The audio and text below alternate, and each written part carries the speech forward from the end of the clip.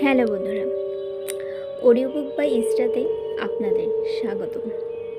আজকে আমি আপনাদের শোনাবো একটি বাস্তব ঘটনা অবলম্বনে তৈরি গল্প। সমগ্র পরিচালনায় আছি আমি, লেখিকা ইসরাত। শুনতে থাকুন তো। আজকের গল্পটি একটু অন্যরকম। ঠিক বৃষ্টি ভেজা রাতের একটা গল্প। বৃষ্টি আমাদের কম বেশি সবারই ভালো লাগে, কি তাই তো? আচ্ছা, আপনাদের বৃষ্টি না পাহাড় না সমুদ্র, ঠিক কোনটা ভালো লাগে বলুন তো? কমেন্ট করে জানাবেন। তবে আজকের গল্পটা না পাহাড় না সমুদ্র, আজকের গল্পটা হবে শুধু শুধু বৃষ্টির। আচ্ছা, শুরু করি। নীল আকাশটা ভীষণ ফ্যাকাশে হয়ে রয়েছে, ঠিক কালচে নীল রঙা। সন্ধ্যের শেষই বলা যায়, রাত তখনও শুরুই হয়নি। বৃষ্টি পড়ছে বাইরে, ঝুম বৃষ্টি। রিনি ঝিনি বাজার মতো নূপুর কারো পায়ে নেই ঠিকই, কিন্তু সেই নূপুর তো শোনা যেতেই পারে। কি বলুন, তাই না? রীতি বারান্দায় বসে চুপচাপ হয়ে রয়েছে, কোনো কথাবার্তা নেই। এমনি অফিসের অনেক চাপ, কি করবে বেচারা। তাই একটু বারান্দায় গিয়েছিল একটু রিল্যাক্স হতে। চুপচাপ বসে আছে, গরম গরম কফি হাতে। তাকিয়ে রয়েছে ওই কালচে নীল রঙা আকাশটার দিকে। এখন রাত বলা চলে। সময় তো আর কারো জন্য থেমে থাকে না।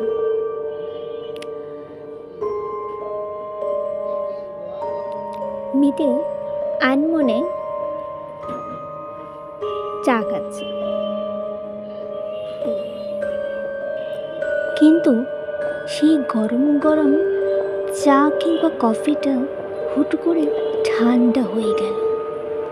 কেন বলুন তো? এরকম অস্বাভাবিক ঘটনাটা আপনারা কি কখনো দেখেছেন? যদি দেখে থাকেন তবে সেটা কোনো স্বাভাবিক ঘটনা নয়, সেটা অবশ্যই অস্বাভাবিক ঘটনা। তিতি অনেক ভয় পেয়ে গেল। কি ব্যাপার? আমি চা আর কফি দুটোই তো গরম ছিল, বাট ঠান্ডা হলো কি করে? মানে গরমই তো এনেছিলাম, ঠান্ডা হলো কি করে? আসলে দিদির একটা ছোটোবেলা থেকে অভ্যেস রয়েছে, চা আর কফি দুটো একসাথেই খায়। ছোটোবেলাকার অভ্যেস কি না, সেটা কি আর বড় হলে পাল্টে যায়? তাই ও পাল্টাতে পারেনি, পাল্টাবেই বা কী করে? আর যে কোনো কিছু পাল্টে যাওয়ার দিন নয়, কারণ একটু পরেই শুরু যে হবে নতুন কারো আগমন। হঠাৎ একটা নূপুরের আওয়াজ ভেসে আসলো, ঠিক ওই নিচতলা থেকে। এতে উপরের তলায় ছিল, বেলকনির দিকে। কিন্তু নূপুরের আওয়াজটা ধীরে ধীরে ক্রমশ তীব্র হয়ে উঠতে লাগলো। মনে হচ্ছিল যেন ওর দিকে এগিয়ে আসছে কেউ নূপুর পায়ে। ও চায়ের কাপটা টেবিলে রেখে দরজাটা খুলে বাইরে যেতে লাগলো। পায়ের আওয়াজটা আরো তীব্র থেকে তীব্রতর হতে লাগলো। রীতি বলছে, কে? কার পায়ের আওয়াজ? এই ফ্ল্যাটে তো আমি ছাড়া আর কেউ থাকে না, তাহলে পায়ের আওয়াজটা কিসের? আর কে নূপুরে বা পড়লো? হ্যাঁ, কে নাচে? হ্যাঁ, নাচেটা কি? রীতি নাচ ধরে গানের গও তো পারে না, নাচবে কী করে ও? হ্যাঁ, নাচবে কী করে? কিন্তু এই যে অন্য জগতের নূপুরের আওয়াজ, অন্য জগতের নূপুরের আওয়াজ, সেই আওয়াজ অন্য জগৎ থেকে আসে, সেই শব্দে থাকে অন্য জগতের ফ্রিকোয়েন্সি। ভয়ে রীতির চোখ দুটো আতঙ্কিত হয়ে নীলচে রঙা হয়ে শুরু করলো। এক অদ্ভুত এক অদ্ভুত অনুভূতির সৃষ্টি হলো রীতির। কেউ নেই আশেপাশে, শুধু একলা রীতি। রীতি কেউ ওকে ডাকছে। রীতি পিছন করে তাকালো। তাকানোর পরে ও যা দেখতে পেল তা চোখ চড়ক গাছে উঠে যাবে। এক নর্তকী, নীল জর্জেট শাড়ি পরা, ওই নাচেরা যেমন নাচের সময় পরা হয় কোনো ফাংশনে, ঠিক ওই রকম ড্রেস আপে। রীতি একটু ভয় পেয়েছিল যে কে বাসবে এমন বেশে, বাট পরক্ষণে ওর মনে হলো যে আসতেই পারে। ক্লান্ত শরীরে অফিস থেকে ফিরে হয়তো বা মেন দরজাটা হয়তো লাগাতে ভুলেই গেছিল, সেটাই হবে হয়তো। রীতি বলল, আচ্ছা, আপনি কে? এরকম পোশাকে আপনাকে তো চিনলাম না, মানে আপনি কি আমার পাশের ফ্ল্যাটে থাকেন নাকি কোনো দরকারে এসেছেন, কোনো ইমার্জেন্সি? ওই নর্তকীটা বলল, আমি তো এসেছি রাজ্য চাইতে।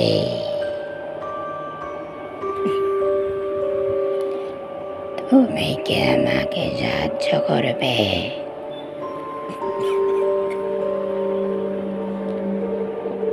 রীতি ওই মেয়েটার কণ্ঠস্বর শুনে খুব ভয় পেয়ে গেল। এমন কণ্ঠ! রীতি বলল, আচ্ছা, কি হেল্প চাই আপনার বলুন, যদি পারি হেল্প করবো, সমস্যা নেই, নো প্রবলেম, বলুন, বলতে পারেন আমাকে। মেয়েটি বলল,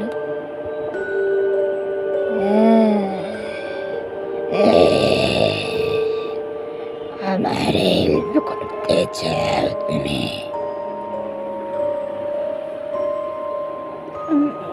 হ্যাঁ চাই, বলুন কি হেল্প করতে হবে আপনাকে?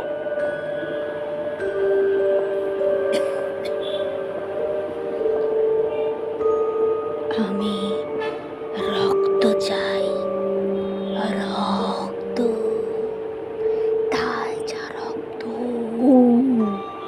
তাজা রক্ত। রীতি কিছুটা ভয় পেয়ে গেল। কি বলছে কি? রক্ত, তাও তাজা? রীতির আত্মা চমকে উঠল।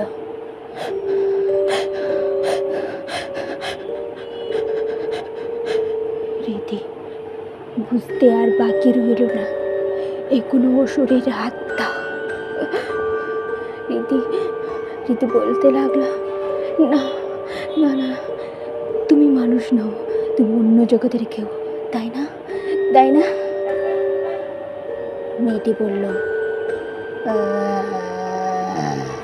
ঠিকই বলেছ, আমি অন্য জগতের আত্মা, আমি অন্য জগতের আত্মা।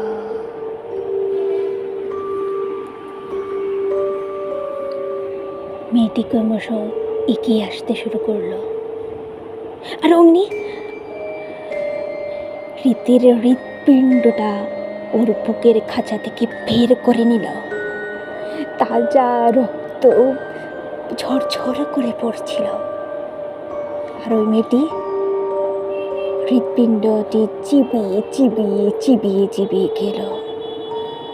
আর রীতির শুধু মৃত্যুর অভিপ্রায়। নিথর চোখ দুটো অবশ হয়ে এলো, আর রীতি চলে গেল না ফেরার দেশে। অন্ধকার, নীলচে রং, ঘরের কোনো আলো নেই, শুধু রক্তের স্রোত বয়ে যাচ্ছে। রীতি বলে কারো অস্তিত্ব নেই।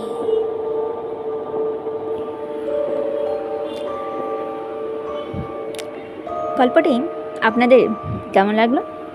আপনাদের সাথে কি কখনো এমন কিছু ঘটেছে? কমেন্ট করে জানান। আর এরকম গল্প আরও শুনতে চাইলে চ্যানেলটি সাবস্ক্রাইব করে বেল আইকনটি চেপে দেবেন।